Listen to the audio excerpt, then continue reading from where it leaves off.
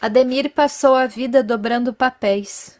Jornais velhos ou novos, folhas de caderno, folhas de revista. Ademir nunca escolheu Márcia. Foi Márcia quem escolheu. Acolheu Ademir. Ademir não escolhia, não abria portas. A kleine meidele klappt in Tier. Tuk, tuk, tuk. Sapatos, malas, copos, talheres, próteses, cabelos, roupas, óculos, anéis. São vestígios de memórias que vão carregar, ao longo de toda a história, marcas de vidas forçadas a superar seu apagamento. Os testemunhos se fazem presentes por meio dos objetos. Meu nome é Jaqueline, eu tenho 14 anos, mas eu comecei a andar na rua com 7 anos. Eu tenho 14 anos agora e eu tenho medo de morrer. Eu acho que testemunho é um exercício, a gente vai aprendendo também a fazer. Eu sofri na minha família uma experiência, vamos dizer, das mais comuns, eu sempre digo assim, das mais comuns dentro da ditadura. Eu só posso dizer que inicia por a gente não ter noção da importância daquilo que a gente viveu. O reconhecimento, começar a experimentar o reconhecimento de que isso era algo importante para todos, não só para mim, não só para minha família, não só para o grupo que me conhecia, que gostava de mim, né, os amigos, mas que isso tinha um valor histórico. Por que alguns podem ser desalojados de seus lares para dar seu lugar a outros? O que isso diz da cidade que habitamos? O que isso diz de nós, de nossa cultura e da relação que estabelecemos com os outros? Imaginem que um dia alguém chega na sua casa e diz: "Você não pode mais morar aqui." Mas você não quer sair. Você não tem escolha. É o que também dizem. A sua ilha vale 23 mil. Meu marido achou que ele estava falando das plantas. Aí disse, mas só isso? Ele disse, das plantas só valeu isso? Ele disse, não, não é das plantas. É da ilha, os seus direitos são esses. Então meu marido teve aquele impacto, levantou de uma vez. Quando ele levantou, ele não deu mais conta de falar. Ele não deu mais conta de sentar sozinho, as pernas dele pifou. Aí fui para Belém, chegou lá, o doutor falou que ele teve foi um surto psicótico, por conta da negociação que foi 23 mil. A gente esperava que ele indenizasse e realocasse, que não era prometido. Ou então oferecesse a carta de crédito. Isso eles não fizeram. O governo federal construiu uma barragem no estado do Pará, em um dos rios mais importantes da Amazônia, o Xingu. Os habitantes da região foram transformados em obstáculos ao progresso.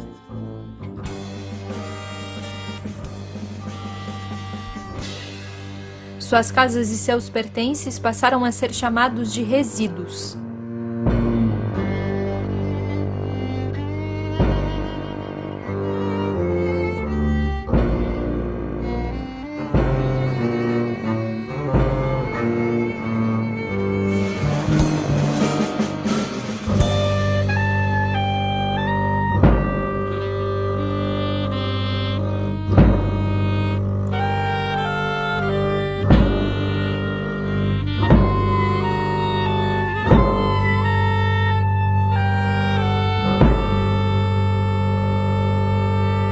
O Museu das Memórias Impossíveis do Instituto Apoa busca inscrever narrativas e acolhe as produções de sujeitos cujos lugares discursivos estão fragilizados nos laços sociais, que estão na ordem do indizível, do impensável, do inconsciente e do impossível.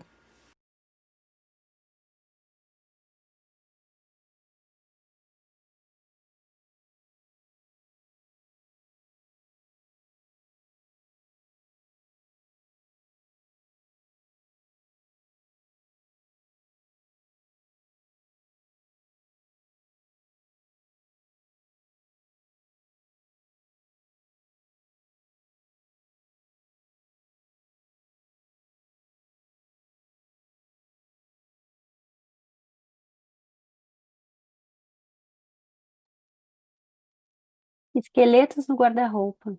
expressão que vem da língua inglesa skeleton in the closet. Quais os segredos que as nossas famílias escondem nos armários? Quais histórias são escolhidas para serem contadas aos filhos? Quais são banidas? Quais são transmitidas? Sabemos que o que se transmite não é somente o que é dito. Sabemos que às vezes os não ditos têm um poder de transmissão maior do que o que se pretende dizer. Sabemos que aquele que escuta pode escutar, captar as intenções, os desvios, os silêncios, as lacunas. Sabemos que o inconsciente escuta o que não queria ser dito. Manuela escutou os esqueletos no guarda-roupa de sua família. Escutou e não silenciou. O que significa silenciar? Ser cúmplice através do silêncio? Manuela criou a partir do horror, com seus epigramas. São muitas as perguntas. Qual a participação de seu pai na ditadura? Ele torturou alguém? Ele matou alguém? Ele resistiu mesmo sendo policial?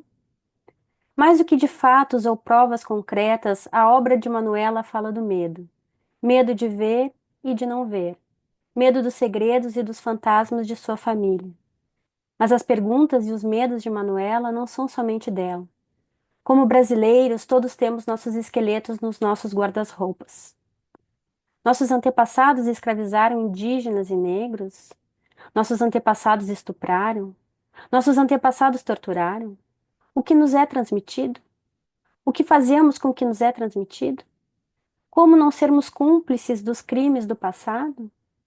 Nós fomos beneficiados por crimes passados mesmo sem saber que fomos? Somos privilegiados pelo sangue de outros de outras épocas? Qual o nosso lugar na história e como deixamos de transmitir o horror? Manuela, corajosa como é, escolheu não colocar os segredos da família de volta no guarda-roupa. Escolheu abrir, escrever e escrever com seus epigramas, saindo do particular da casa e indo para as ruas. Afinal, perguntei uma vez para o meu pai se ele já tinha visto alguém morrer. Sim, uma pessoa. Que pessoa? Uma pessoa que estava no porão, no pau de arara. Foi tu? Não. Quem foi? Outra pessoa. Como? Com uma paulada nas costas. Como tu sabia que estava morto? Cuspiu sangue, estourou o pulmão, suspirou. Como uma espécie de paralisia do sono, encontrava-me na borda de um gigantesco túnel do qual não era possível entrar nem sair, e só permanecer exigia um esforço enorme. Parecia escutar lamúrias e sentia uma enorme impotência. De alguma maneira, os dias de montagem me prepararam para essa sensação. Na metade do processo, comecei a sentir náuseas, tanto pelo desconforto físico quanto pela incerteza de contar essa história. Algumas vezes, imaginava os familiares do meu pai cruzando pelo trabalho. Sentiriam vergonha de mim? Diriam que eu estava inventando e afinal não estava? Numa noite, o desconforto tornou-se insuportável e senti falta de ar. Nesta mesma noite, voltando para casa, senti meus joelhos quase cederam, bem em frente ao Museu Militar. Há alguns anos percebi que pensava em estruturas cheias, que esvaziam, à maneira de um suspiro, e me lembrei dessa história. Incauta, pensei em descer ao porão, olhar para a cena, trazer algo. Não havia como. Primeiro, porque por mais que eu vislumbrasse a escada, jamais entraria na fossa. Não há como estar naquele lugar.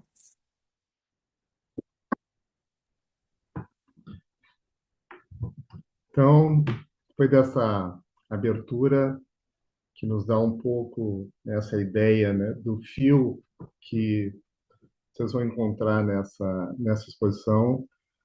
Eu queria agradecer muito aqui a presença da Manuela Cavalinho. Vocês vão ter a ideia agora, enfim, da dimensão e da importância assim, do trabalho dela. Foi um trabalho bastante intenso, né, Manuela, que a gente teve esse tempo todo para construir essa exposição. O Eduardo Veras, né, que vai aqui também, né, já acompanha o trabalho da Manuela há bastante tempo, também poder comentar e abrir uma conversa aqui, né, com todos vocês. boas-vindas, né, a todas, todos, todes aqui. Uma alegria receber vocês aqui no nosso museu, né, um museu virtual, mas que se faz presente, né, de uma maneira muito contundente na forma como a gente pode, né, nessa estratégia de um museu virtual. Vocês sabem que estamos há 60 anos dessa data terrível e que deixa muitos traumas e muitas feridas abertas, né, do golpe civil-militar no Brasil. E esse ano nosso museu organizou uma série de atividades em torno para poder pensar essa história e relançar nas suas consequências para hoje. Tá? Então, quem tiver interesse, todos esses encontros, testemunhos, os textos estão disponíveis no site do nosso museu. Né? Para quem não conhece, então é um convite a essa navegação e uma forma de a gente continuar abrindo essas conversas, como vai ser o evento de hoje. Nós estamos muito felizes de ter conseguido, ainda esse ano, né, finalizar o ano. Essa vai ser a nossa última atividade com esse momento tão importante para todos nós, né, com o trabalho da Manuela e a conversa que vai se abrir depois. Né? Sinta-se todos muito à vontade, assim, depois, né, que a gente vai ouvir a Manuela e o Eduardo, para que a gente possa conversar, trocar ideias, né, quem quiser contribuir e trazer também, né, as suas reflexões, o seu testemunho, né, vai ser muito bem acolhido. Né? Nós estamos gravando esse evento, né, então isso, de alguma maneira, quem continuar já está autorizando aí a gravação, porque é um documento, né? Tudo que a gente faz no museu, ele se torna um arquivo de memória e fica registrado, né, para que outras pessoas depois possam acessar essa conversa. Então, rapidamente, eu vou apresentar a Manuela Cavalinho, que é artista visual, doutoranda em artes visuais na UERJ, nesse momento, no Rio de Janeiro. Mas, enfim, fez já um mestrado em artes visuais aqui na URGS e um mestrado em psicologia clínica na PUC de São Paulo. Bom, vocês sabem, a Manuela, então, pesquisa sobre memória pessoal e suas intersecções com a memória social e histórica, e tem trabalhos em vários museus, né, no Museu de Arte Contemporânea do Rio Grande do Sul, no Museu de Arte Contemporânea do Paraná, na Fundação Vera Chaves Barcelos, né, aqui em Porto Alegre, e agora, né, alegria no nosso museu. Né? Então, está no acervo, então, do Museu das Memórias Impossíveis. E a Manuela foi artista de destaque no 14º Prêmio Açorianos em 2021. Tá? Então, eu passo a palavra para a Manuela, um pouco para, enfim, poder nos trazer aí brevemente, né, apresentar um pouquinho o seu trabalho, e logo depois aí eu então apresento e passo a palavra para o Eduardo Veras. Então, obrigado de novo, Manuela e Eduardo, e a todos vocês que estão aqui. Boa noite a todos. Eu agradeço a presença também de todos. Enfim, já começo meio emocionada com a leitura do museu. E eu pensei, né, eu fiz um roteiro, mas de agradecer a todo mundo que passou por esse trabalho dos epigramas, né? Primeiro para a Daniela, que foi obrigada a colar tantas vezes, para o Edson, para o Eduardo e para quem trabalhou comigo nas curadorias, a Mônica Zielinski, o Diego Groisman. E também agradeço o museu, né, porque foi um percurso longo, desde o convite do Edson, acho que foi 2021, e a gente chega agora nesses estertores de 2024 para lançar esse trabalho, pela paciência da Maíra e de toda a equipe do museu, a parceria da Vanessa, que também está nessa exposição, na terceira parte da exposição na ilha. Hoje, quando eu fui comprar pão, eu pensei assim, é mais uma apresentação, mas talvez seja uma pegadinha do museu. Eu entendi que talvez não seria tão fácil. Nesse momento, apesar de já ter falado desses trabalhos algumas vezes, eu acho que o museu, quando se propõe esse espaço de testemunho, né, e de memórias difíceis, Eu entendi que eu estava numa enrascada de chegar aqui hoje. E essa coleção, ela traz, então, três momentos. O primeiro momento, que é o esqueleto no guarda-roupa, que ele vem de uma coincidência, né? Eu já contei essa história algumas vezes, mas a coincidência é que eu estava ouvindo rádio quando eu ouvi alguma coisa. Vocês me ouvem bem? Só perguntando. Quando eu ouvi algo sobre o Palácio da Polícia, numa tarde de inverno, num programa do Demétrio Xavier. E depois de algum tempo, eu escutei de novo algo sobre o Palácio da Polícia e comecei a prestar atenção, então, no que falava aquela gravação. E por mais que eu soubesse dessa informação, foi a primeira vez que eu conscientizei que, enfim, que o local de trabalho do meu pai coincidia com o porão do DOPS. Eu já conhecia essa informação de alguns anos, mas ela nunca tinha sido uma informação direta. Ela era uma informação que eu já tinha fotografado, uma placa da memória ali em frente, e, enfim, já sabia da violência da polícia, mas só em 2018, não, 2019, eu entendi isso com alguma consciência. E isso foi através de um depoimento, então, do Paulo de Tarso Carneiro, quando ele vai no Palácio da Polícia nos anos 90, e ele também reconhece que ele está no mesmo local onde ele foi torturado, durante a ditadura, olhando para os ladrilhos do chão. Então, assim como o Paulo teve essa intuição, que é um pouco proustiana, de um Proust muito sombrio, ele chega nesse lugar como advogado e se dá conta que ele está no mesmo local onde ele era conduzido encapuzado para a fossa. Ele pergunta se de fato é ali para os policiais e confirmam essa informação. E o mais curioso dessa entrevista, que eu escutei pela rádio, é que o Paulo narra que esses policiais ainda sentiam medo da fossa, né? Eles ainda diziam escutar, assim que entardecia, alguns gritos vindo de lá. Então, eles pedem licença para o Paulo para fecharem a fossa, porque alguns policiais, enfim, escutavam de memória ou de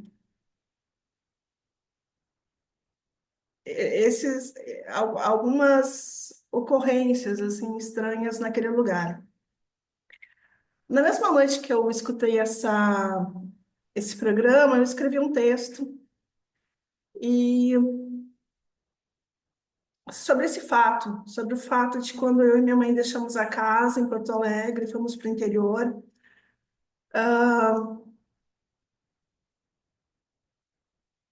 Porque, enfim, meu pai era muito alcoólatra e em um momento a gente resolve fugir, ir embora, sem comentar, sem nenhum plano para o interior. E então, em algum outro momento, surge a oportunidade de uma exposição, e concomitante a essa oportunidade dessa exposição, uma amiga minha compra um apartamento onde tinha restado um guarda-roupa. A pessoa que se mudou deixou um guarda-roupa para trás. E eu pensei que seria uma boa deixa de escrever esse texto dentro do guarda-roupa, porque eu acho que pelos ditos populares, minha mãe, o pessoal do interior acreditava muito que era muito importante fechar as portas do guarda-roupa de noite para os fantasmas não circularem, né? Então a gente se deixava essa porta entreaberta, a gente voltava lá, fechava a porta. Então eu vejo que ele seria um bom espaço para escrever esse texto, e como o Eduardo Veras coloca no texto, né? Esse é um móvel muito pouco discreto, numa casa, muito presente, mas ainda assim um pouco misterioso. Hoje, pensando nesse trabalho, eu pensei que talvez não fosse esse primeiro texto dessa percepção que, de fato, o texto que vai lá dentro, eu confundo um pouco esse receio que os policiais têm desse espaço que está no Palácio da Polícia, com o medo que eu comecei a sentir quando eu cheguei no interior. Eu comecei a ter medo de muitas coisas, assim, na adolescência. Então, para mim, eu entendi que existe alguma comunicação entre o meu medo ao chegar no interior e esse medo do passado, da memória que os policiais sentiam.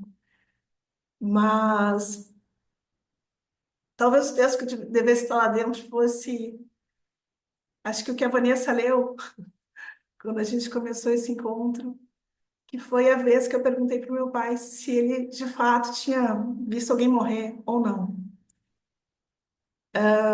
Meu pai provavelmente chegou no Palácio da Polícia um pouco depois do período de torturas, né? Que foi principalmente entre os anos 70 e 71, em Porto Alegre, mas as práticas também continuaram no Palácio da Polícia, talvez com outras pessoas, né? Não mais com os militantes, não sei. E essa era uma conversa muito incômoda, que foi só com a dissertação que eu consegui acessar, de quando ele me contou, enfim, de ter visto alguém morrer no pau de arara, porque alguém bateu nas costas dessa pessoa. E ele relatou que um pulmão da pessoa estourou. É uma história sempre muito difícil, talvez eu conte até sem emoção, ah, porque também escrevendo recentemente eu entendi como foi pornográfico ouvir isso na adolescência. Não foi uma informação que me chegou bem, acho que o meu pai tentou encontrar em mim, talvez uma forma de redenção me contar isso, mas é uma informação, assim, que talvez eu não consiga lidar muito com ela. E por isso eu coloco que descer nesse porão do Palácio da Polícia é impossível. E também eu tento não me aproximar demais desse lugar. Enfim, os epigramas, que são a segunda parte dessa exposição, e eu, no início, esse guarda-roupa, ao mesmo tempo que era algo secreto dentro de casa, ah, eu acho que muito inspirada pelo trabalho da Hélida Tessler, que está aqui na reunião, sobre a carta ao pai, me deu vontade de escrever uma carta ao pai nas ruas de Porto Alegre, ou uma carta aberta. E quando eu trabalhei de produtora na rádio da universidade, na rádio da URGS, eu acabei conhecendo o mapa Caminhos da Ditadura em Porto Alegre, da Anitta Natividade Carneiro, que é bem conhecido e promove vários passeios pelos locais, né, que tiveram ocorrências relativas à ditadura. E eu acho muito bacana que a Anitta, ela coloca os locais de repressão, mas também os de resistência, alguns fatos relativos à época e, inclusive, algumas anedotas, né? Como o caso dos macacos da Praça da Alfândega. Então, eu gostava desse mapa não se restringir à repressão. E quando abriu um edital sobre intervenções entre a Cidade Baixa e o Bonfim, eu lembrei imediatamente desse mapa. Eu acho que o fato de trabalhar na rádio da URGS durante esse período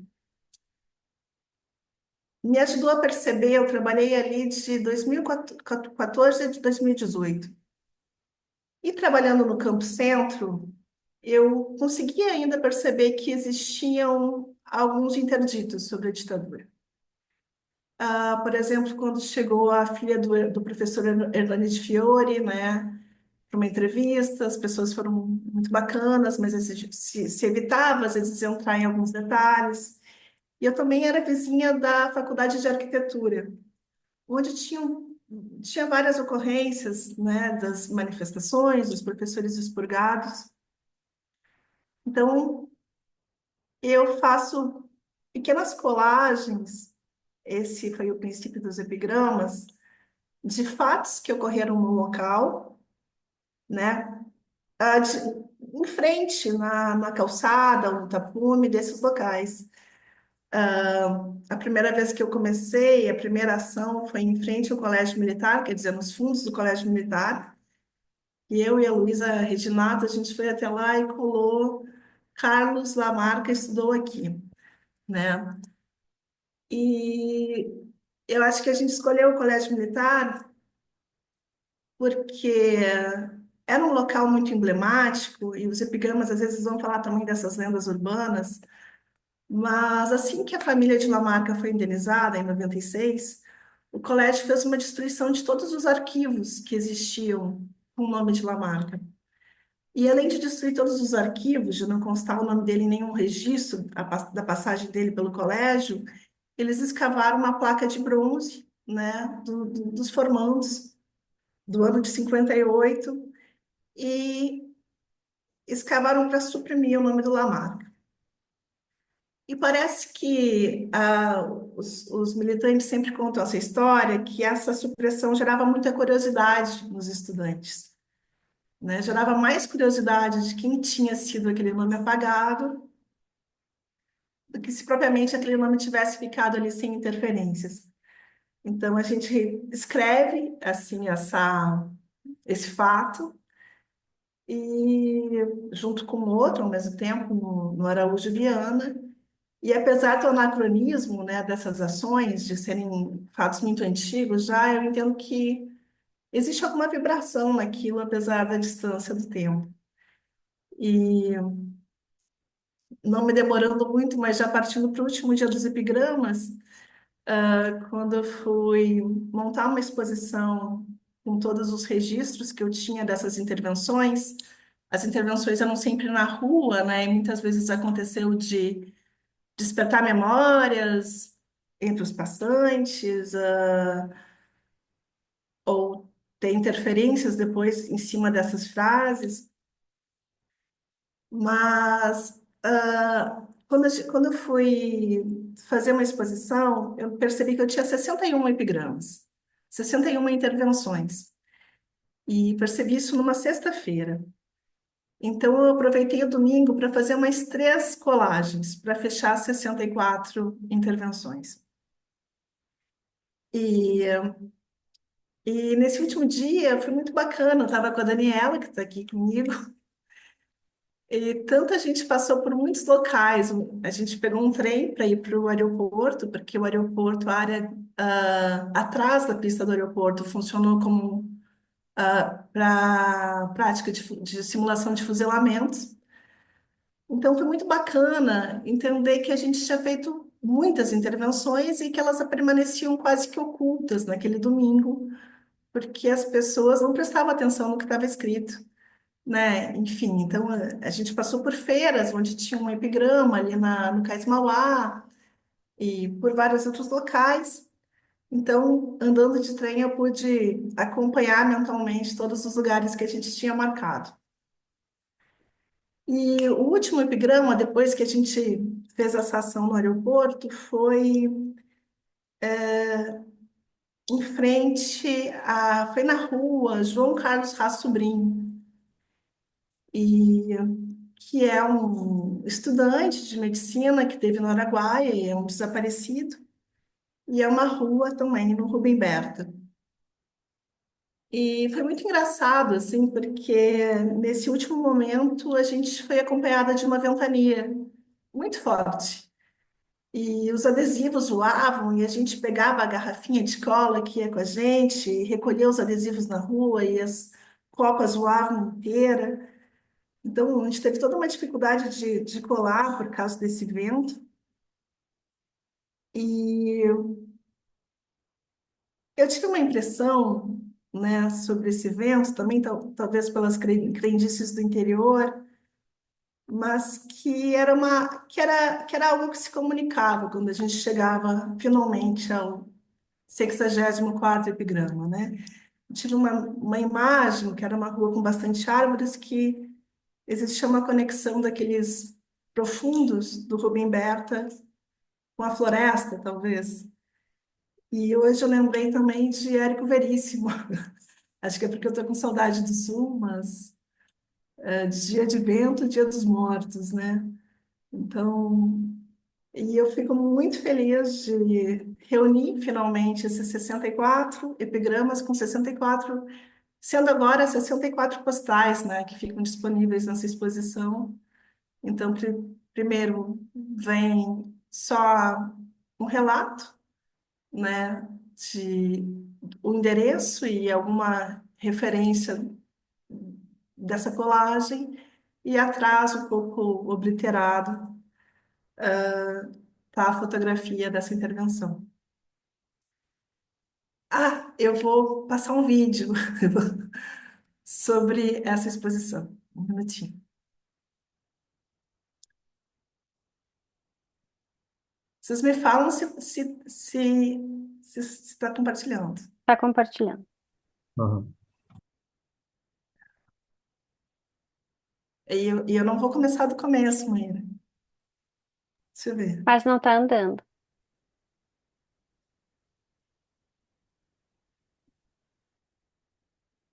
Agora sim. Aqui é a exposição, então, sobre os guarda-roupas, o guarda-roupa, o texto da Maíra, o trecho que a Vanessa leu, e aqui alguns epigramas que a gente fez em frente ao Palácio da Polícia. Eu e a Daniela, a gente estava habituê.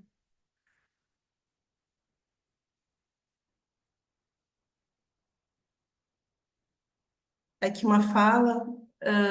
Aqui embaixo tem os três momentos, né? O esqueleto do guarda-roupa, os epigramas e no final o vídeo da Vanessa.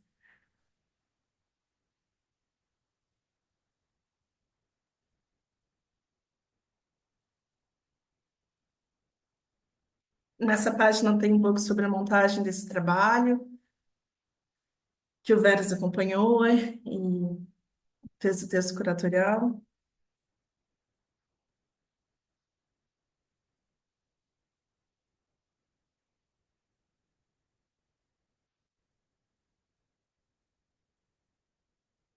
Aqui dos processos de montagem.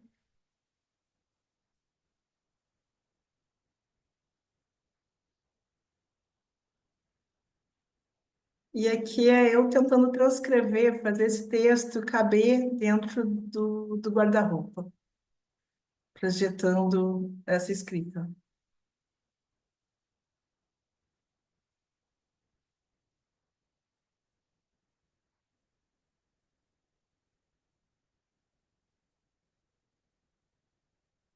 Aqui então a coleção dos epigramas. A Marcela fez as fachadas de vários desses prédios e sempre aparece, então, o verso desses locais. Aqui a cadeia pública de Porto Alegre. Aqui um colégio na Zona Norte. Tem vários colégios com nome de ditador ainda em Porto Alegre. E aqui é outro vídeo que entrou. As cachoeiras, as cascatas.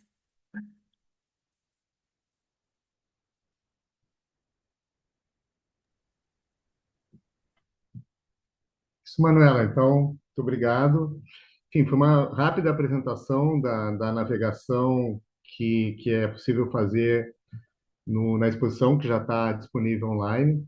E ainda tem o terceiro momento, foi muito breve ainda, que é um filme da Vanessa, da visita que nós fizemos, alguns de vocês aqui estavam presentes, à Ilha do Presídio, mas isso a gente vai falar depois, né, Manuela? Onde é interessante, né, para saber um pouquinho dessa história, um filme maravilhoso, com muitos depoimentos, né, do trabalho da Manuela e o Paulo de Tarso e o Raul Ponte, que estavam presentes, enfim, com mais 20, 30 pessoas num barco no Guaíba em 2022. Mas isso a gente vai conversar depois. Então, muito obrigado, muito bacana assim, a tua narrativa, que embora já tenha te escutado outras vezes, eu acho que sempre agrega imagens novas e um pouco dá esse tom testemunhal com detalhes, né? Que eu acho que a única maneira que a gente tem de organizar um testemunho é trazendo esses fragmentos assim, que eu acho que tem até uma dimensão literária importante, né, para fazer registro dessa história. Então, eu passo agora para o Eduardo Veras, um querido amigo, colega, que também, enfim, muito importante nessa história e acompanhando também esse trabalho da Manuela. O Eduardo Veras é crítico de arte, historiador da arte, curador independente, é professor do Instituto de Arte da URGS e do pós-graduação em Artes Visuais da URGS e o bacharelado em História da Arte. Ele exerce atualmente a vice-presidência do Comitê Brasileiro de História da Arte. Então, Edu, te passo a palavra. Obrigado aí pela presença. Tá bom, vou começar. Vocês me ouvem bem? Sim. Vou começar, então, agradecendo o convite do Edson, da Maíra. Eu dizia antes de começar aqui a gravação que não é um bom momento para a gente estar aceitando mais coisas, assim, um professor em final de ano, em final de semestre letivo, mas eu não tinha como dizer não a esse convite, primeiro porque acho um trabalho incrível, esse do Museu das Memórias Impossíveis, que respeito muito, tive a sorte de estar nessa visita à Ilha do Presídio, e falar aqui também, enfim, do meu carinho imenso pela Manu Cavalinho. Eu quero estar sempre do lado da Manu. Eu vou tentar ser bastante objetivo. Eu podia ficar aqui falando 1 hora sem parar sobre esses trabalhos, mas não vou fazer isso, porque acho que é importante, enfim, a gente fazer circular a palavra.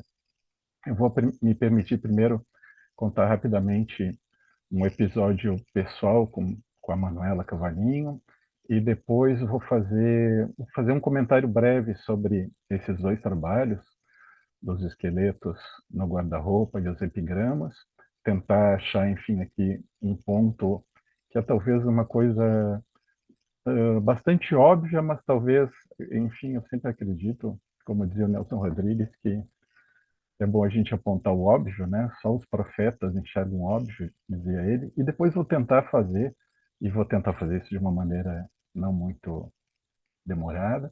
Vou tentar fazer aqui, aproveitar que eu estou entre psicanalistas, e fazer aqui uma associação e trazer uma leitura.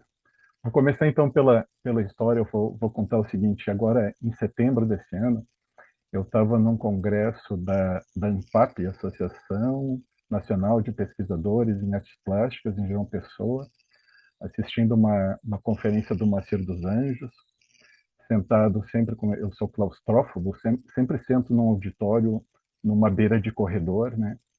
E daí, no meio daquela palestra, assim, na escuridão, eu ouço uma voz, assim, do meu lado, que diz assim: Vera, era a Manuela Cavalinho. Fiquei muito contente de encontrá-la. Imediatamente a Manuela soprou assim no meu ouvido: Vera, a gente está a menos de 2 horas de carro da Pedra do Ingá. Enfim, para resumir, 2 dias depois fomos eu, Manuela, a Letícia Bertanha e o Diego Rassi, amigos que estavam lá também, alugamos um carro e fomos conhecer a Pedra do Ingá, que é, enfim, é um acontecimento assim entre as gravuras rupestres no Brasil, né? Eu conto isso para dizer que a Manuela, além de corajosa, como a Maíra falou na abertura, a Manuela, ela tem uma coisa meio, eu vou dizer assim, meio bruxa, de adivinhar os desejos da gente, os desejos que ela nem sabe que a gente tem, né? Então, assim, eu queria muito conhecer a Pedra do Gá. Eu não sabia que eu estava tão perto, né? E foi essa percepção dela e esse convite, né, que me proporcionaram isso. Enfim, eu queria chamar a atenção, então, brevemente, para esse trabalho, tanto o trabalho dos esqueletos no guarda-roupa, quanto dos epigramas. Chama a atenção para um detalhe que acho que é uma das tantas qualidades que o trabalho tem, né?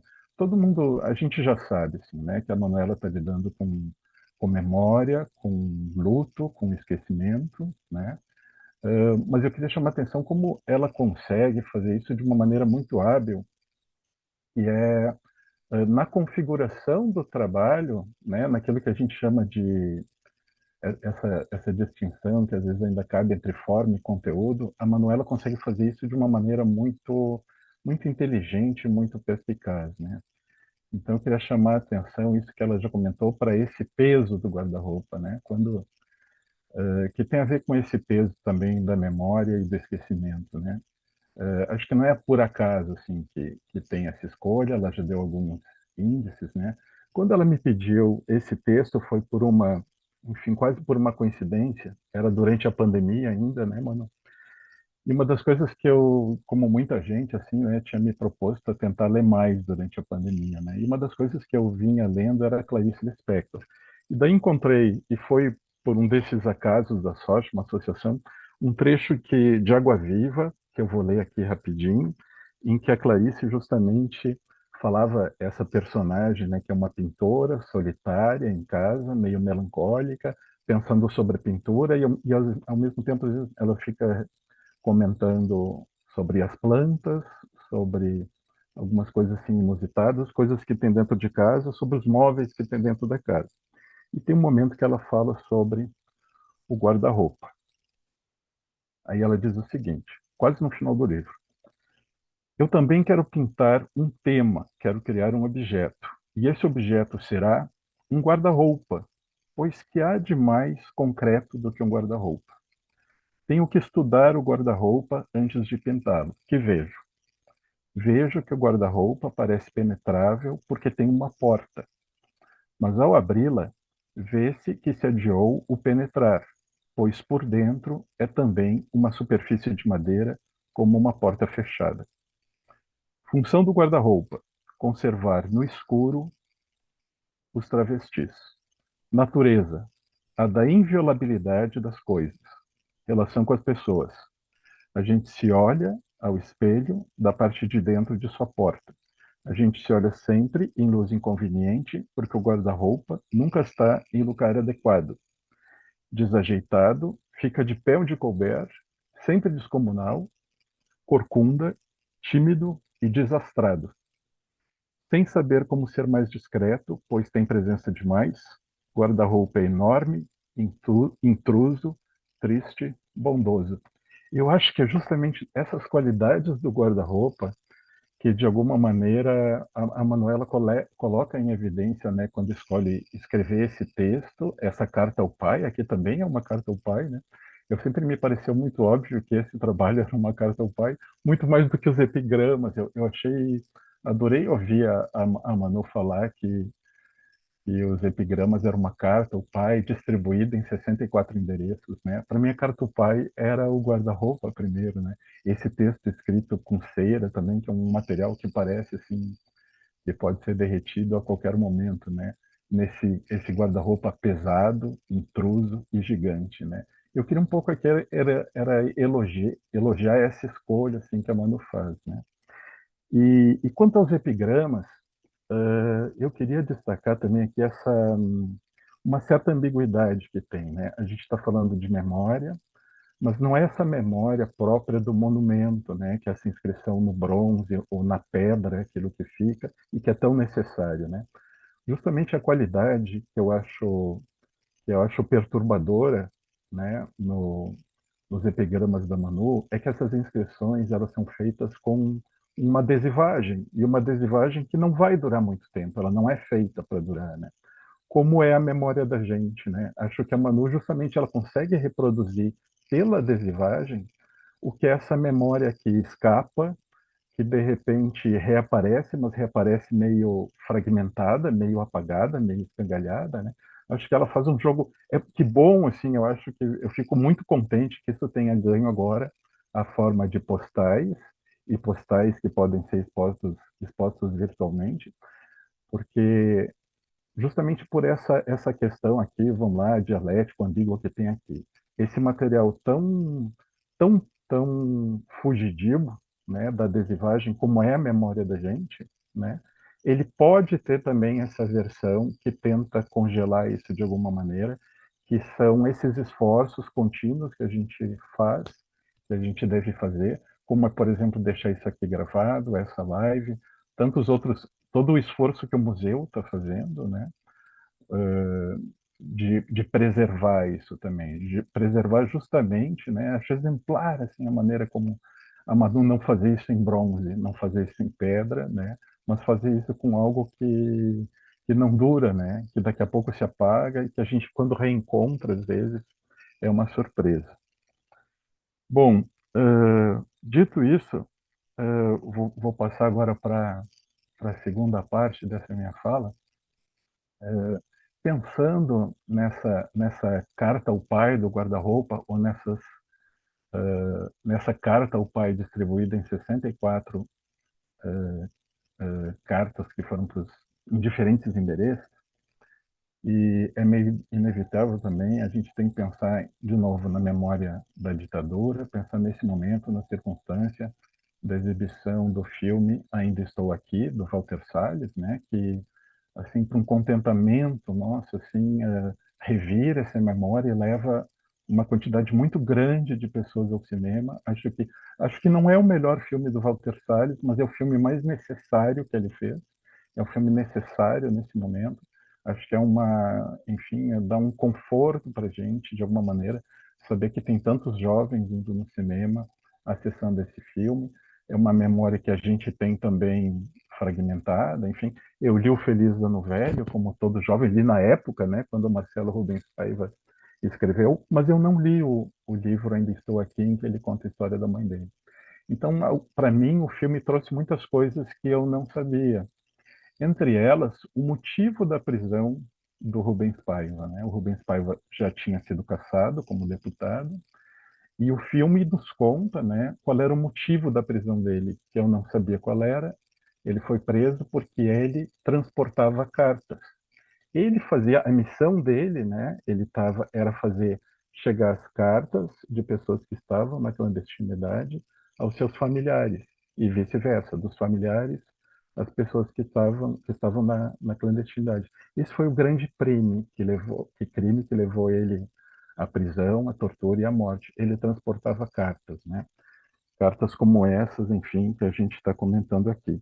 Aí eu lembrei, pensando nessa associação, eu lembrei o seguinte: o Edson leu um pequeno currículo que eu passei para ele aqui, mas, enfim, eu tenho que contar que foi numa outra vida que eu tive, praticamente no outro século. Eu fui jornalista também, antes de ser historiador da arte, crítico de arte.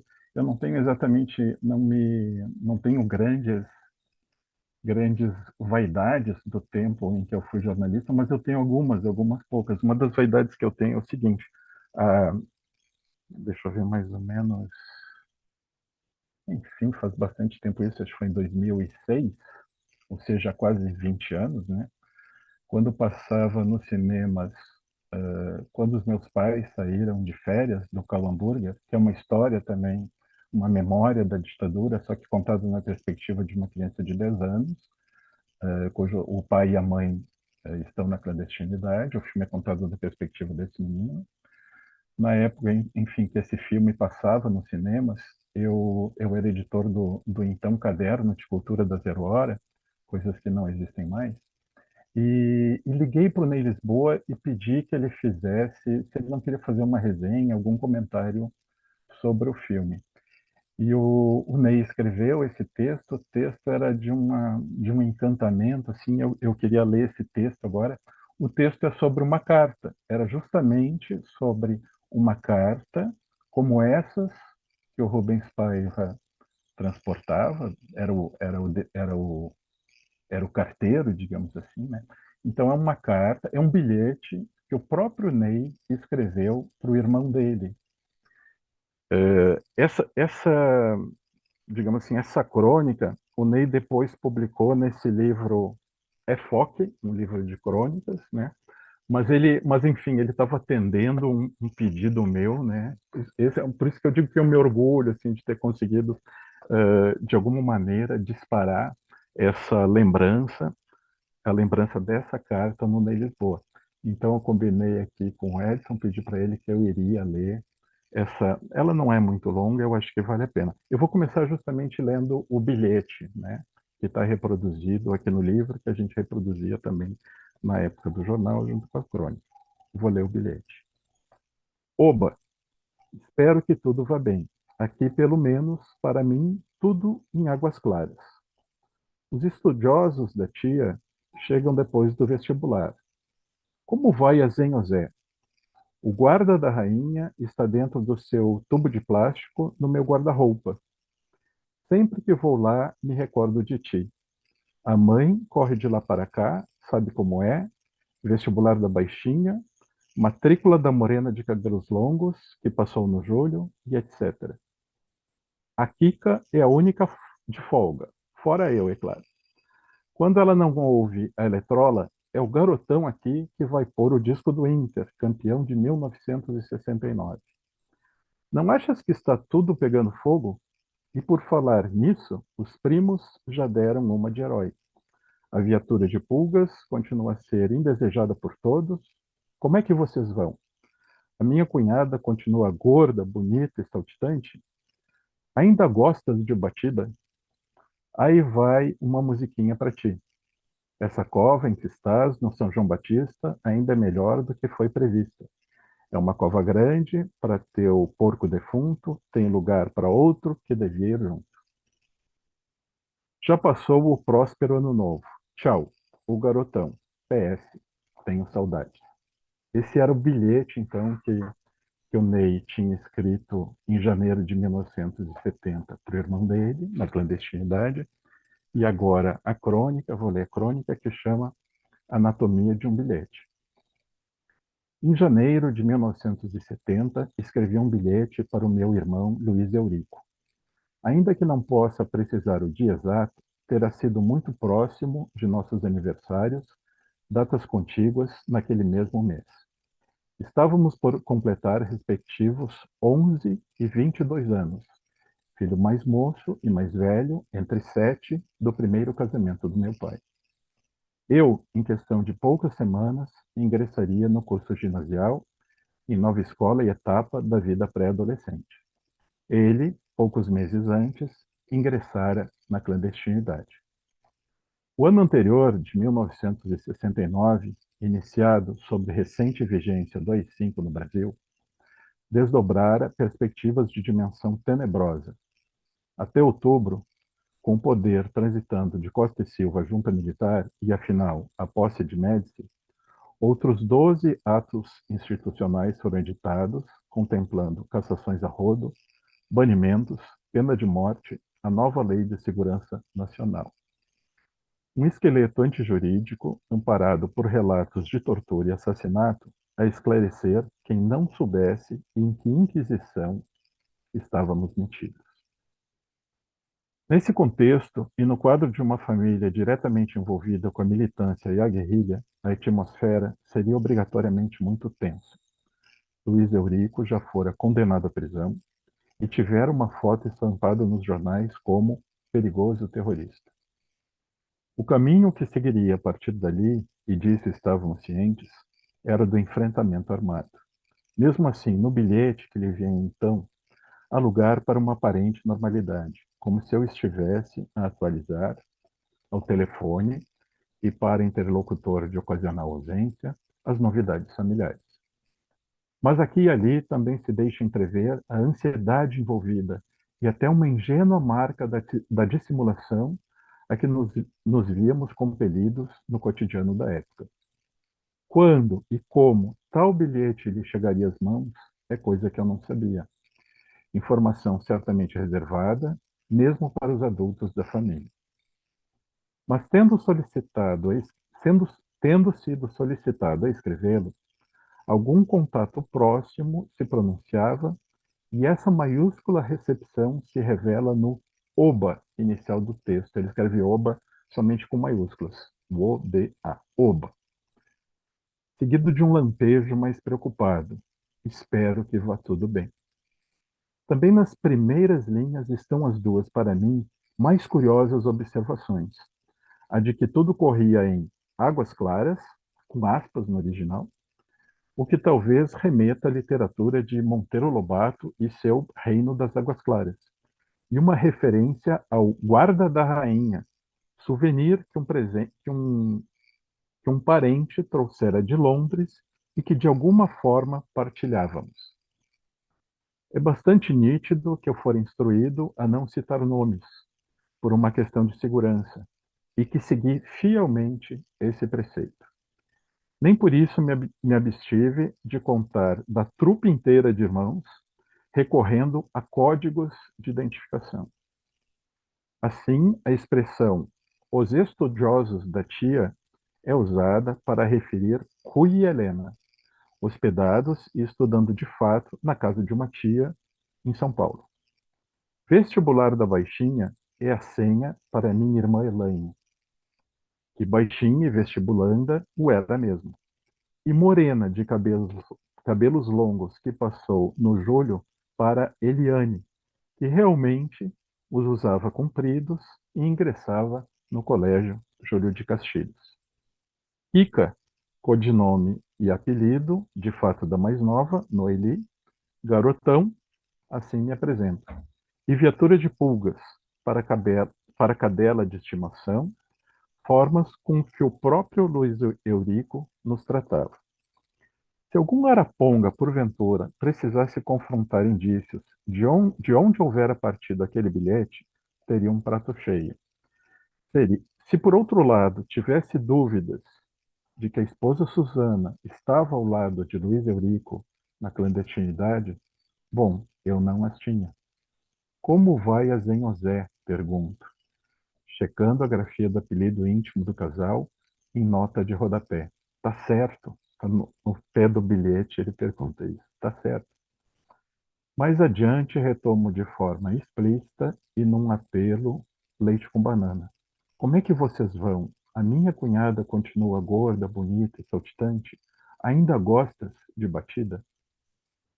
Também refiro a prisão de meus primos Carlos Alberto e César Augusto Ferreira de Ré, em dezembro de 1969, a observar que já deram uma de herói. Quem sabe desejando que o humano refreasse seus próprios impulsos de Durango Kid. Nesse trecho, o mais sério comentário sobre o momento político. Não achas que está tudo pegando fogo? E uma frase rasurada com o vigor do mesmo incêndio até o indecifrável. No bilhete isso aparece riscado. Algo embaixo dessa frase. O que diria? Que palavras seriam essas que me encarreguei eu mesmo de silenciar? Creio que somos, todos os que viveram aquelas circunstâncias, em qualquer idade e posição, reféns de uma culpa presumida e, portanto, da indispensável e permanente reconstrução de uma inocência. Por isso, tanto nos emocionam histórias como a do filme de Cauã Bovias, O Ano em que Meus Pais Saíram de Férias, ou dos análogos argentino e chileno Kamchatka e Machuca, em que, através dos olhos de uma criança e de pressuposta pureza, que elaboramos uma reconciliação com aquele difícil passado. No caso de O Ano em que Meus Pais Saíram de Férias, posso tecer tantos paralelos com o personagem central, incluindo um eloquente bom fim, bom retiro, que praticamente sinto como se tivessem contado a minha história, com um guri bonitinho no papel, vá lá. Com tal sentimento proprietário, saí do cinema que me via corrigir detalhes do roteiro, lembrando dos acontecimentos de 1970 e de meu irmão pai, clandestino exilado, e afinal desaparecido para sempre da casa da Copa do Mundo. E lembrei desse bilhete. Ele chegaria ao seu destinatário e eu, na verdade, ainda encontraria algumas poucas e furtivas vezes com o Ico até meados de 1972. Mas, do que ali se percebe, o futuro já era incerto demais para que se comentasse sobre nossos aniversários, almejasse a presença, indagasse de retornos. A Copa do Mundo de meses adiante tampouco é mencionada. Escrito com tinta esferográfica vermelha, o texto explicita a paixão futebolística pelo Internacional. Mas a escolha da cor aqui bem pode ter sido ideológica, provocação de um correspondente púbere marxista. Quase ao final, transcrevo uma adulteração do poema Morte e Vida Severina, de João Cabral, musicado por Chico Buarque, feita para comentar a morte e o enterro de Costa e Silva no cemitério São João Batista, no Rio de Janeiro, e para aventar a possibilidade de que o Médici lhe fizesse companhia. Não seria eu o autor, mas me foi transmitido pelos mais velhos, com certeza. Mas ilustra bem a inocência que falta à realidade para que ela pudesse ser definitivamente comovente, como nos filmes. Eu tinha apenas 10 anos dos primeiros dias daquele velho 1970, como sugere, sem revelar a data, a despedida. Já passou o próspero Ano Novo.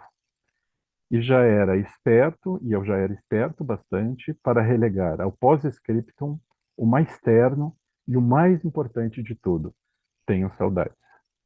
Novembro de 2006. Enfim, eu queria, enfim, mais uma vez trazer de novo esse texto do Ney, que eu acho que dá para a gente grudar nessas tantas outras cartas aqui, nas cartas que o Rubens Paiva transportava, nas cartas que a Manuela continua endereçando ao pai, nesses 64 endereços, agora em cartões postais, que podem percorrer muito mais, né? Acho, e fazer um elogio, enfim, a essas possibilidades, assim, da gente recuperar, e a necessidade, assim, de recuperar e de manter alerta de diferentes formas a memória dessa época horrenda, enfim. Era isso, Edson, para começar. Espero não ter me estendido demais, mas enfim. Obrigado, Eduardo. Bom, como vocês todos podem ver, esse bafo do poço, né, Manuela, esse bafo do porão, continua ainda trazendo, né, o seu alento, né, esse odor do subsolo, porque, enfim, foi de alguma maneira desvendado algo que a gente sabia, toda essa articulação para um golpe militar no Brasil, 60 anos depois, de uma maneira muito terrível, né, muito articulada, muito planejada.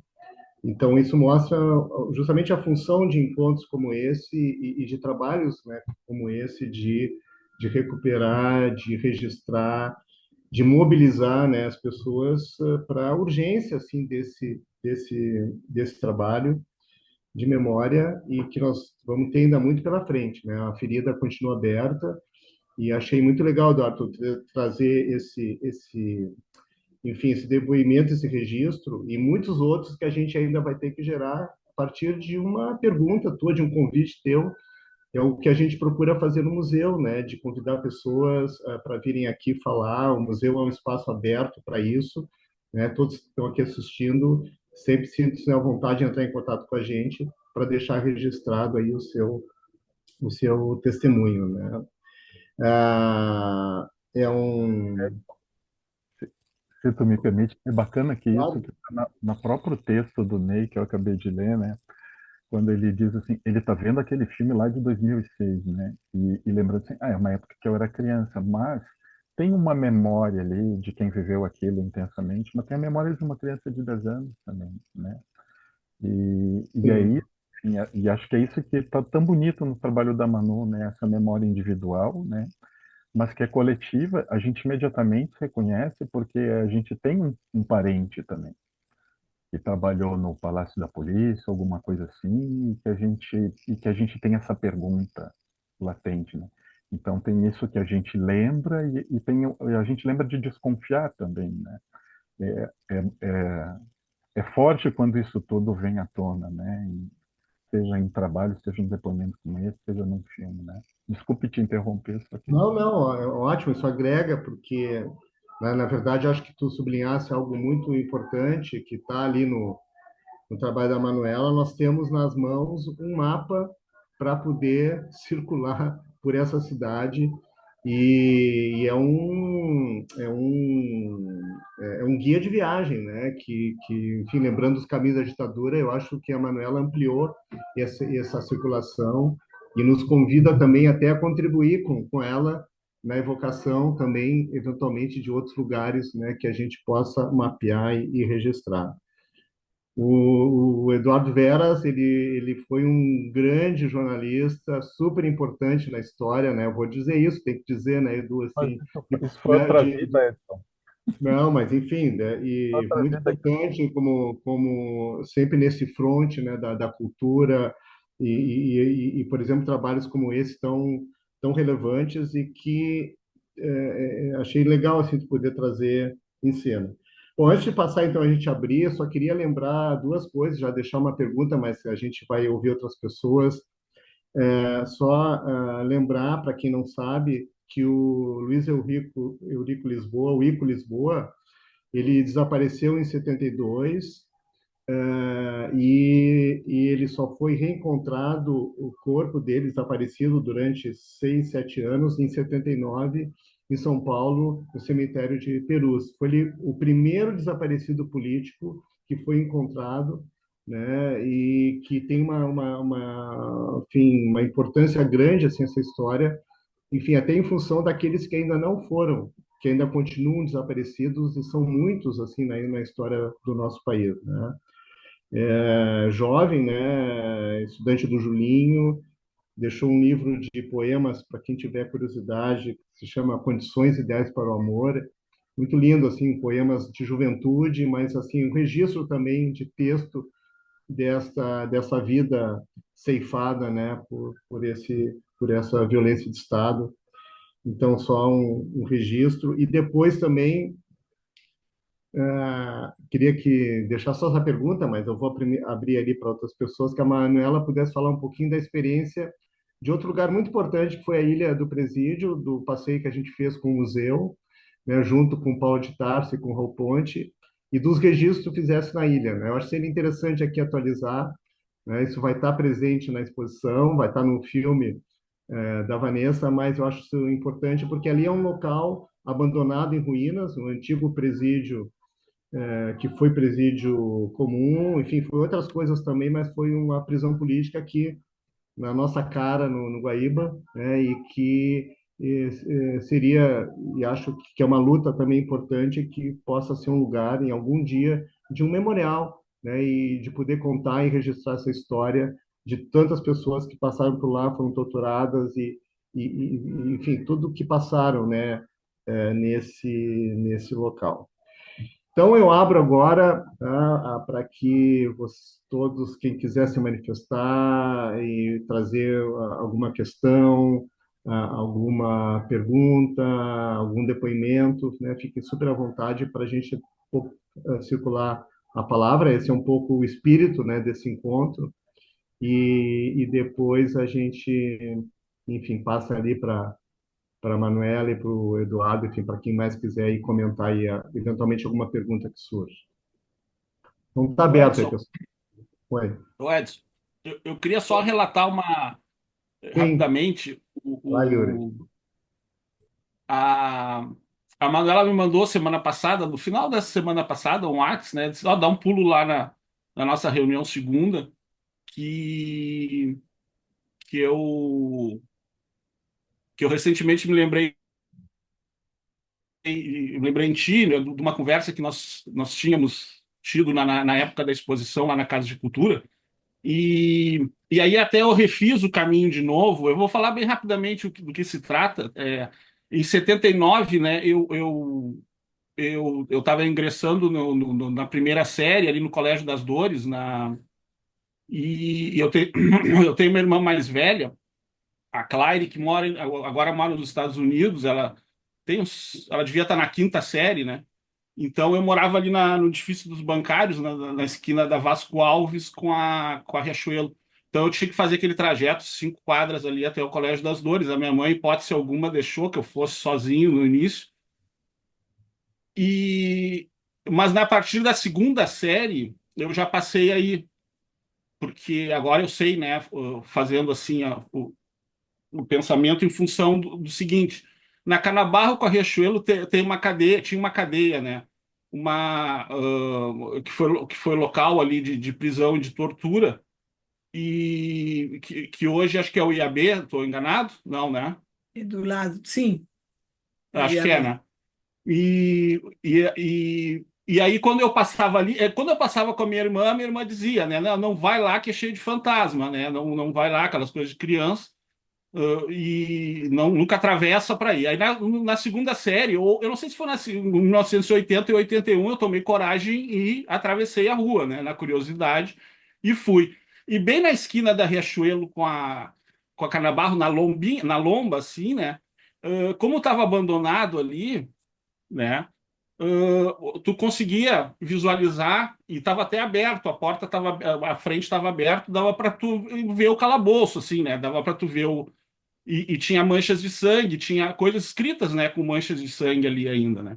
Mas por que que eu relatei isso? Porque eu lembrei na época para Manuela e mas daí agora, né? Daí depois disso, assim, aí chegou a entrevista, né, que uma aluna da História da Arte fez, né, lá com a Manuela, que é uma ideia do Veras, numa cadeira de laboratório 3 em História da Arte, fazer entrevistas com artistas que nós temos no acervo lá da Fundação Vera Chaves.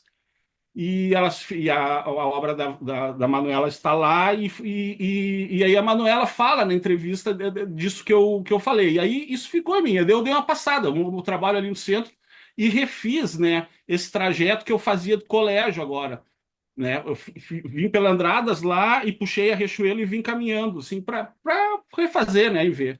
E aí que eu me dei conta de uma coisa, e aí como faz sentido esse trabalho de vocês aqui, muito sentido, né? Porque daí são aí, né, 25 anos depois, né, mais ou menos, 30, né, 89, 99, não mais, né? Mais aí, né? E,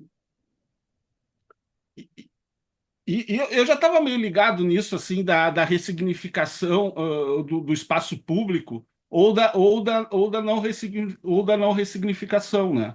O que que eu quero dizer com isso, né? O prédio está ali, mas quando eu, criança ali, que eu estava na terceira série, segunda série, sei lá, fui ali, na verdade eles estavam um pouco se lixando ali, já estavam no ambiente da abertura política, né?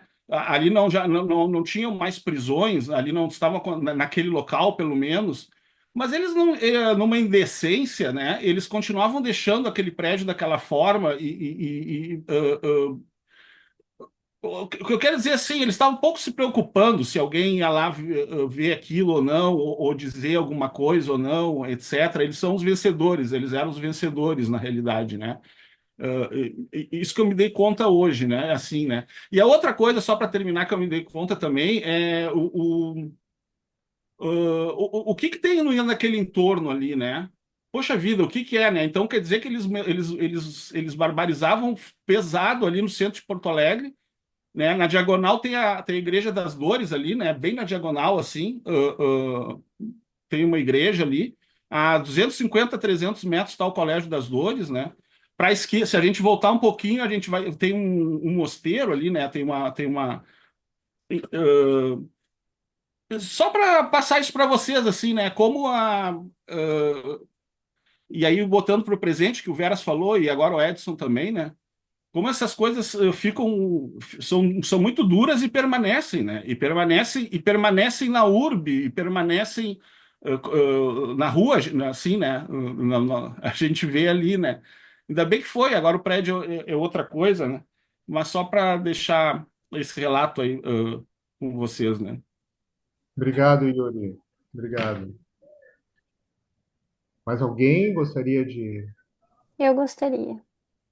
Maíra, Eu queria agradecer a Manuela e o Eduardo, mas queria agradecer especialmente a Manuela nesses anos todos que a gente tem trabalhado, porque a Manuela, ela tá num... Eu já te falei isso para ti, né, Manuela, mas agora eu quero falar publicamente. A Manuela tá fazendo um trabalho impossível mesmo, que é encarnar essa filiação maldita, seja lá o que foi que aconteceu de fato, mas a questão do medo, porque nós, como brasileiros, todos nós temos filiações malditas, e isso é inegável. E a Manuela, ela encarnou isso no trabalho, e não é só no trabalho, né? É a obra, né? É o guarda-roupa, depois os epigramas. Tem uma jornada interessante de trabalho, como uma obra mesmo. Então, eu queria agradecer como brasileira, como ser humano, como pessoa, esse teu trabalho. Tu é muito corajosa. Foi um trabalho árduo, né, Manuela? Também, mas ficou muito bonito, ficou muito bacana. E queria agradecer também a nossa super design, a Marcela, o programador, o Rafael, a nossa museóloga Dani, é o trabalho de muitas pessoas envolvidas, a comissão do museu. Então, muito obrigada, Manuela, por ter encarado essa com a gente.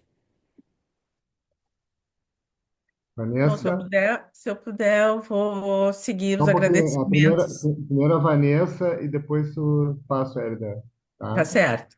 Vanessa. Ah, eu não me lembro se eu compartilhei com a Manuela um efeito desse trabalho, gente, mas agora me deu vontade de compartilhar com vocês.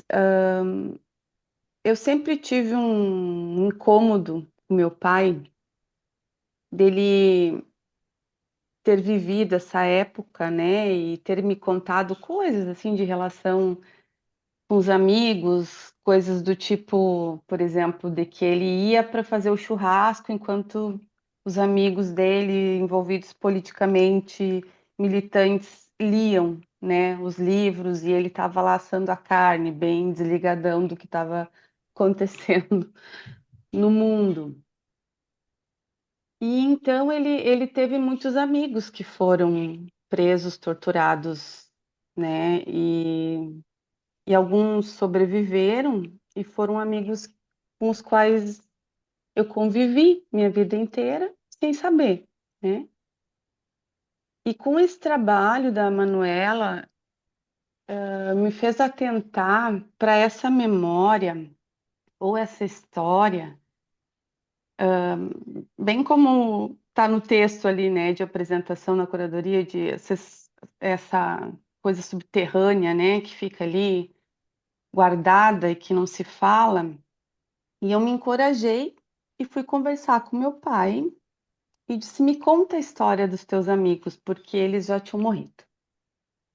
E ele me conta a história dos amigos. E meu pai já morreu também. Então, isso para dizer que tem uma importância social nesse tipo de transmissão, que talvez não seja.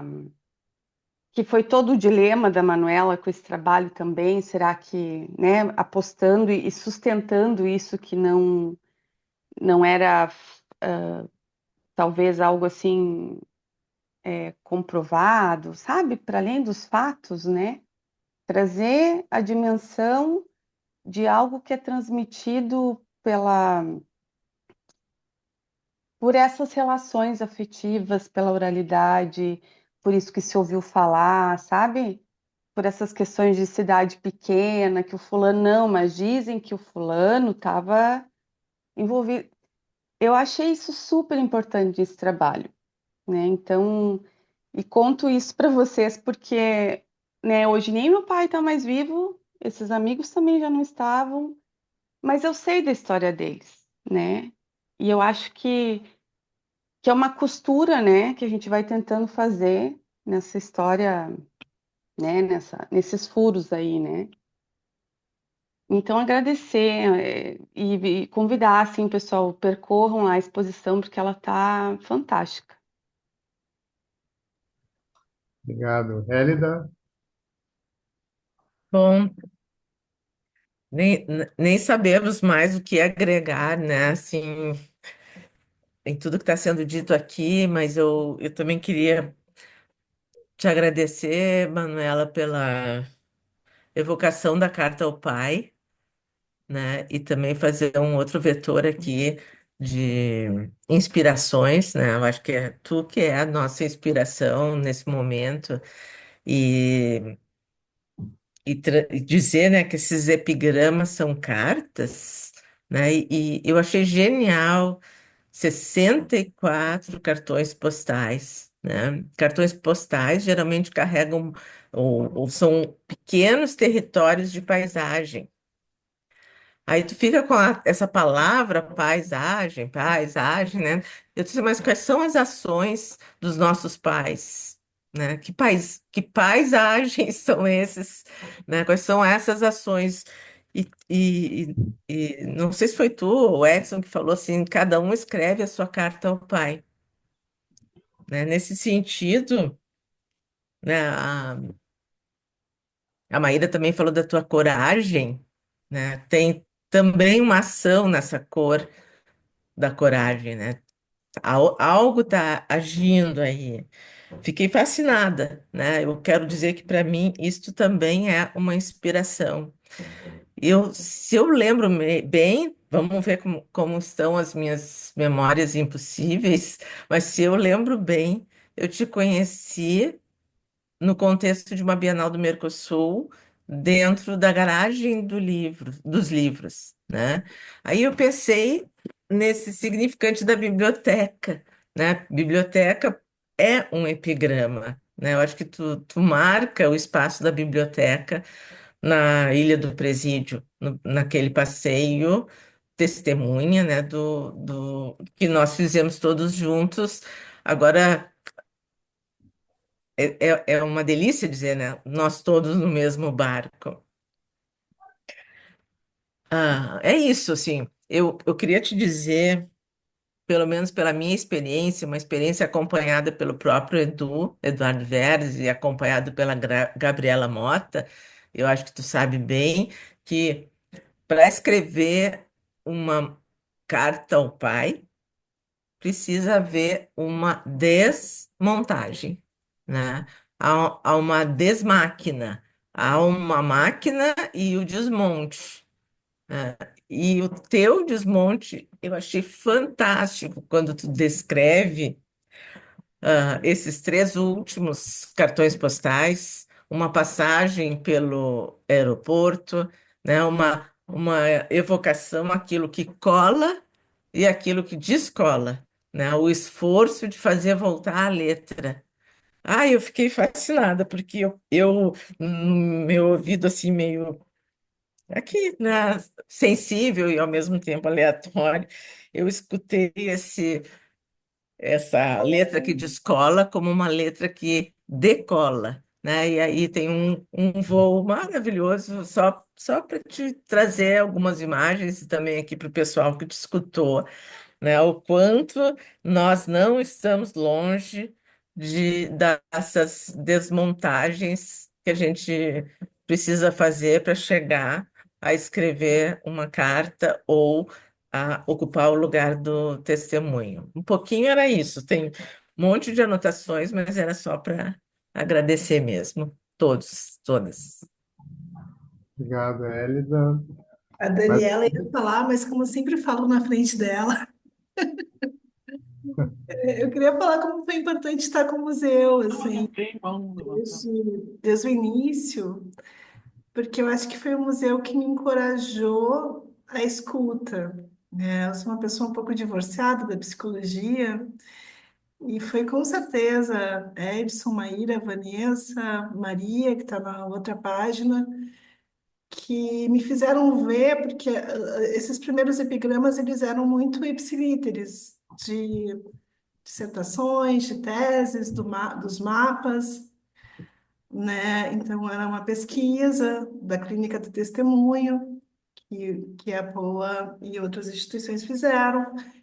E eu acho que uma parte bonita desse trabalho foi quando eu entendi, junto à APOA, a APOA não, junto ao Museu das Memórias Impossíveis, esse olho tá borrado, mas que era muito importante, assim, porque eu comecei a perguntar para as pessoas, né? Eu acho que a primeira informação dessas chegou mesmo no ateliê de pintura. São quase que lendas urbanas, né? Eu lembro que se comentava muito sobre as bolinhas de gude, quando eu cheguei no IA, que os estudantes deixavam nas manifestações para a cavalaria não avançar quando os protestos saíam, né, da Praça da Matriz para Borges de Medeiros. E eu também entendo que esse trabalho, isso não ficou na exposição, não aparece na exposição nem na dissertação, mas ele também é um reflexo de 2013, quando eu já estou na segunda faculdade, mas quando a geração depois da minha, e que eu estou acompanhando também como estudante mais velha, a gente vive todas aquelas manifestações, a gente entende alguma coisa muito elétrica que eu não tinha vivido na primeira graduação em psicologia que eu tinha feito, né? Então, esse é o gatilho também desse trabalho, que alguma coisa precisa acontecer. Mas, e respondendo ao Edson, eu acho que a nossa viagem, para mim, foi fantástica. A viagem que a gente vai até a Ilha do Presídio, né, que era o único local que eu não tinha chegado, que era essa fronteira leste de Porto Alegre, de Jaguaíba. E me comove muito isso naquele momento, né? De existir frases que eu levava, mas de poder fazer ao vivo, né? De poder lidar com a memória do Raul, com aquele jogo de futebol que era feito na laje, só com os corajosos. E também a primeira e a última memória com Paulo de Tarso, né? A última memória é quando Paulo termina de dar o testemunho, tá só eu e ele, Vanessa e Maíra estão muito próximas, mas o Paulo relaxa em algum momento e ele fala ao sair do presídio, né? Ah, aqui era o banho de sol, aqui a gente saía para tomar um sol e ver a cidade.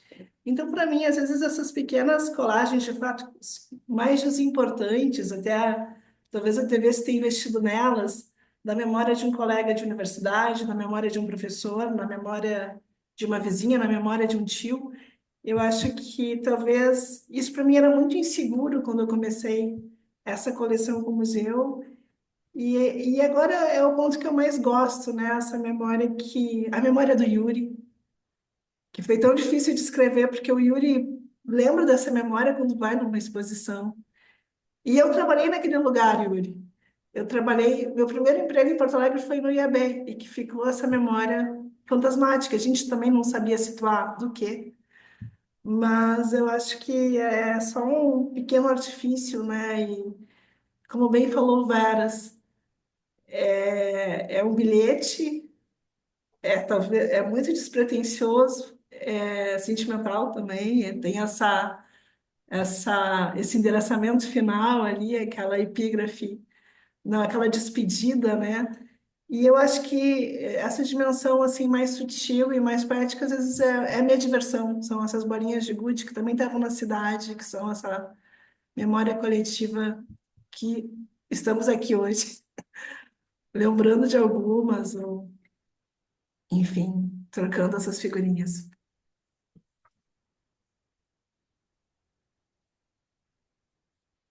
A Daniela queria falar. Manuela, oi, Daniela, quer falar, Daniela? Oi, boa noite. Oi, Não, Daniela. tudo bem, Edson? Tudo bem, Yuri, Marga? Só para comentar, assim, que quando a Manu começou os epigramas, que ela foi a primeira vez com a Luísa lá no, no Colégio Militar, e ela me contou, eu estava trabalhando no dia, eu falei assim, tu é louca, não vou deixar tu ir, os caras vão te pegar na rua. E quando ela começou a me inserir, assim, não, tu vai ser minha parceira, vamos fazer isso na pandemia. Eu morria de medo, morria de medo. Eu ia quase que obrigada, assim. E aí depois começou a ficar um negócio muito visceral, assim, de uma vontade louca de todo domingo sair para colar epigramas e depois tomar uma long neck, para, tipo, desestressar, assim, da colagem, né? Como a Manu falou, postou hoje no Instagram, né? 64 epigramas ou 64 vezes que nós escapamos da polícia. Inclusive, passavam carros da polícia com os fuzis para fora, assim, na rótula do Papa ali, e ninguém nos olhava, porque são duas mulheres mais velhas, né? A gente chamava as tias do picho, né? As tias do picho, ninguém vai nos parar para falar alguma coisa. Vamos pensar, não são jovenzinhas, né? Não estão fazendo nada de errado. E a gente não estava mesmo, né? Eu quero agradecer a Manu, minha companheira, por essa jornada, assim. Ela não contou para vocês, mas tem uma jornada para a Mata Nacional do Iguaçu que foi épica, e tem o final dessa jornada que foi na Ilha Martim Garcia, no Rio da Prata. Isso aí vai ser outro trabalho e que vai ser muito lindo. é o final dessa jornada aí. Eu, bom, primeiro agradecer muito a Manuela, a Daniela, ao Edson, o Edu, enfim, todos que estão aqui, Elida.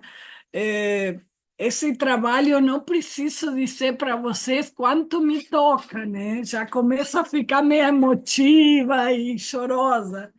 Quando eu penso que a minha infância e minha adolescência foram na ditadura, assim, muito, muito próxima, né?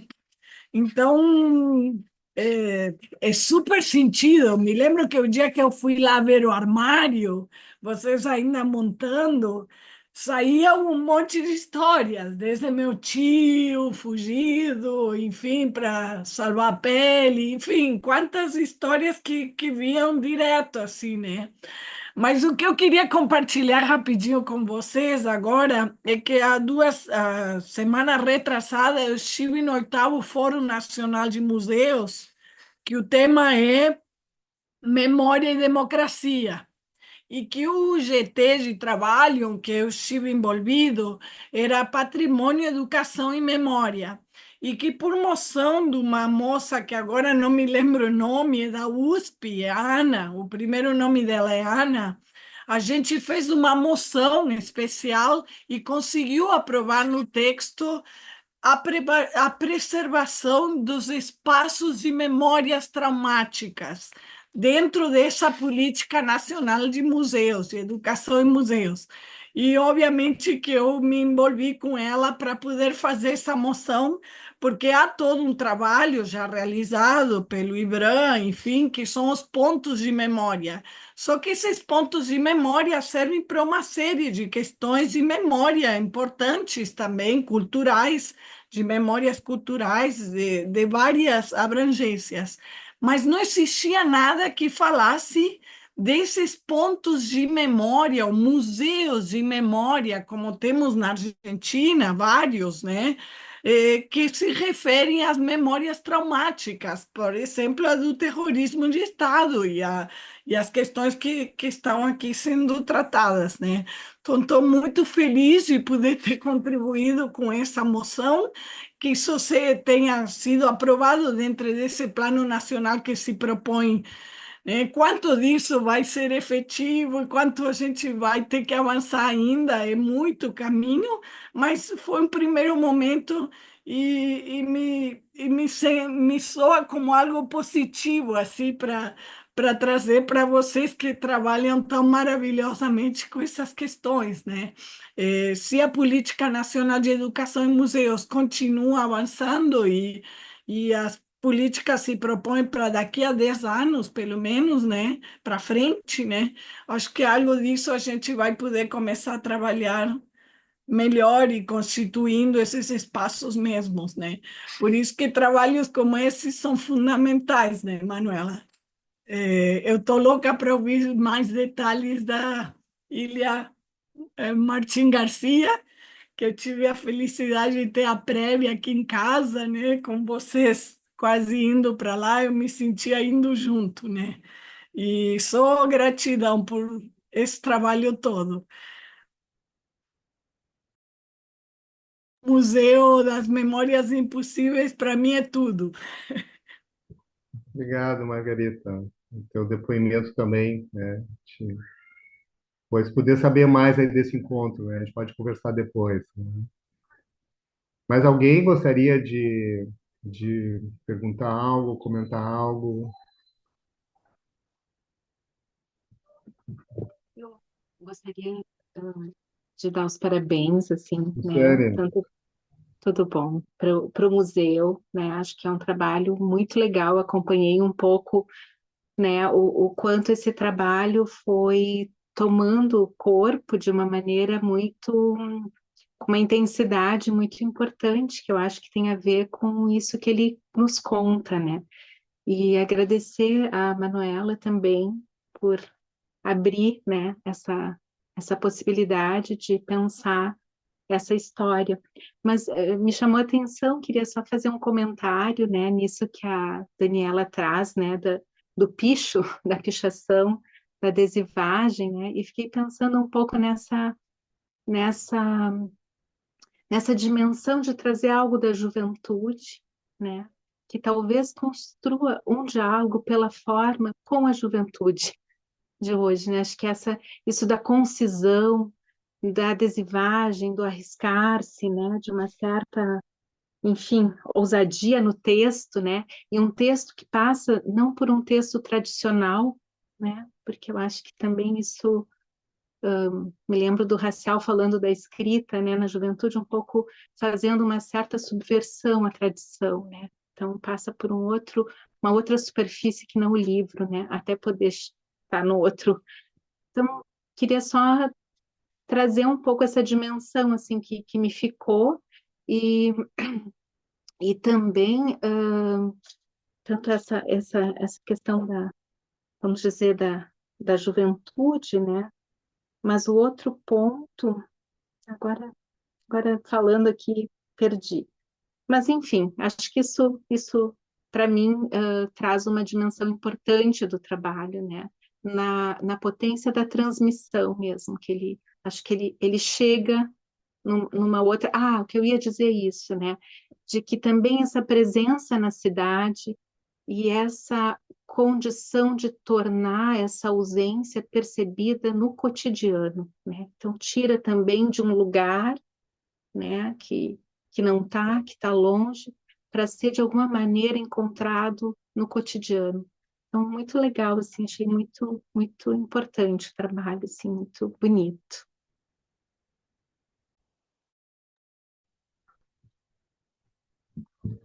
Mais alguém?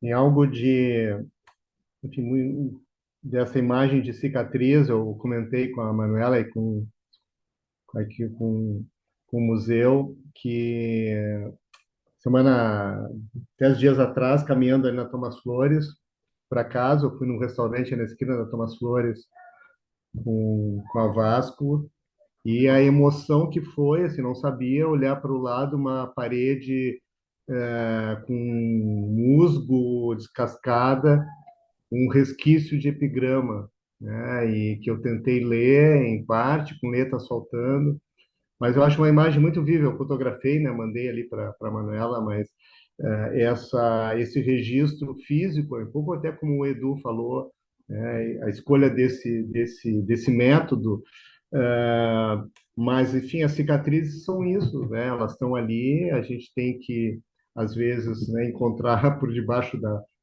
né, da roupa mas enfim, tive a dimensão exata assim com esse encontro casual do significado desse trabalho, porque ele está disponível, né? Enfim, por mais que se apague os epigramas na frente do Araújo Viana, onde teve aquele sequestro, quem viu aquilo não vai esquecer, ou seja, aquilo fica como um registro de escrita na memória, né? Eu acho que quanto mais gente, fiquei imaginando os caminhos da ditadura, fazer alguns percursos pelos seus epigramas. Eu acho que seria também, que também tem lados, por exemplo, vocês vão ver na exposição inusitados, e pegar um prédio que se chama Costa e Silva, por exemplo, ou seja, esses registros, né, de nomeação na cidade que é, evocam esses ditadores como se fossem nomes dignos de colocar num prédio, numa rua, né? Castelo Branco e todas. Agora, por exemplo, me lembrei disso, toda evocação na nossa cidade, a gente entra, né, por uma avenida que chama Castelo Branco. Isso foi tentado mudar, né? Isso houve uma mudança pela Câmara dos Vereadores, depois voltaram atrás.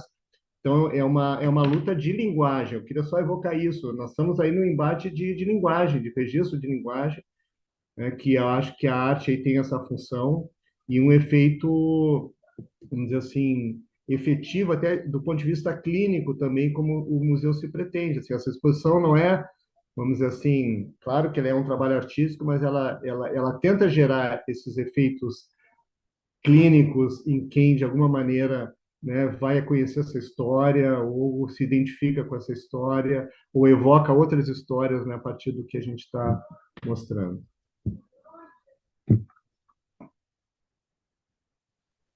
Edson, eu queria tentar me repetir aqui no que eu já falei, a partir do que a Luciane e daquilo que tu comentou agora.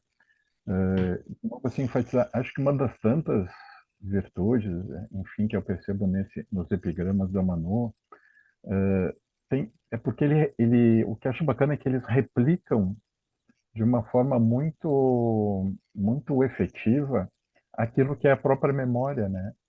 Enfim, que é isso, é algo que a gente tem que estar constantemente rememorando, né? Não basta fazer uma vez, né, Manu? Não basta fazer porque aquilo vai se apagar, né? Então tem que fazer, daqui a pouco tem que fazer de novo, enfim, vai ficar só um resto, né? Mas por isso, de novo, assim, que bacana essa oportunidade dos postais que dá uma outra camada, né, para isso que está lá, enfim. Acho que essa é uma das venturas, assim, dos meus entusiasmos, assim, em relação ao trabalho. Acho que tem essa maneira, vamos dizer assim, quase perfeita, como ele replica o que é o exercício de memória. Não basta a gente lembrar, assim, lembrei, não, vou ter que lembrar sempre, né? É uma luta interminável, assim, né?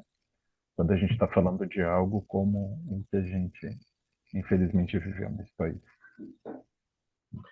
Obrigado, Edu. Enfim, então nós vamos nos encaminhando aí para o encerramento, que na verdade é uma abertura, né? Isso é uma abertura de exposição.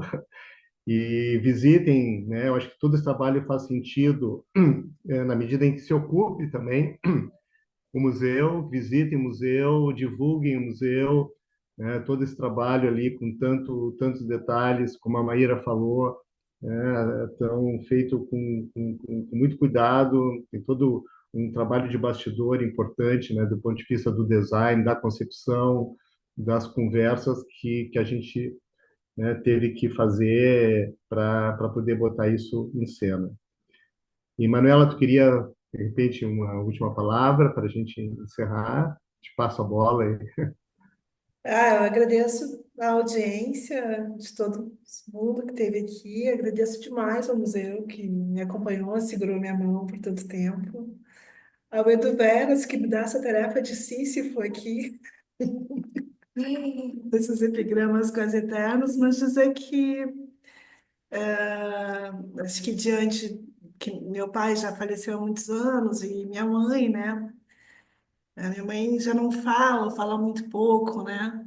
Então, acho que eu fui buscando outros interlocutores entre os professores, os meus tios, os meus colegas de trabalho na URGS, quando eu trabalhava na URGS, para reconstituir para fazer essa transmissão de memória desses 21 anos, né? Eu queria terminar, de repente, como eu terminei minha dissertação, né? Falando assim, dessa memória de ouvir minha mãe cantando Geraldo Vandré, e já que isso não é possível, eu acho que é um canto de todos nós.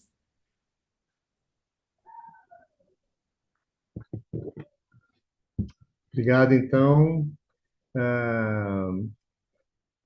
Todas que estiveram aqui presente, e então a nossa conversa vai ficar registrada também no site do museu, tá? Para quem depois eventualmente quiser indicar No canal do YouTube, Edson. no Não canal no do YouTube. site. Assim, no canal do YouTube do museu. Isso aí.